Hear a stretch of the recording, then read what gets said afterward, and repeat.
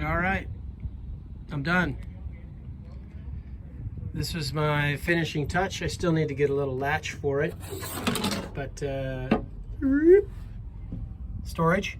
I might put a little lock on it just for you can put your car keys or something in there. That goes there. That's the countertop and a little shelf. Up front there is a little access cubby for storage and things like that. The hallway here is wide enough to fit the large white igloo cooler.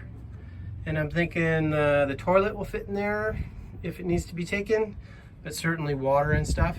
It's also big enough, if that stuff isn't in there for normal everyday use, I can slide boards in lengthwise, standing on their rail on their side. Anything bigger is going to have to lay on the bed. There's the bed. That's 30 inches across. This is the drawer. It pulls out from under there, goes almost the whole length of the bed.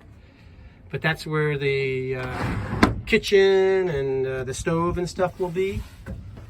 And then up here, these little holes, my knees are killing me, allow you to open up and access some storage there.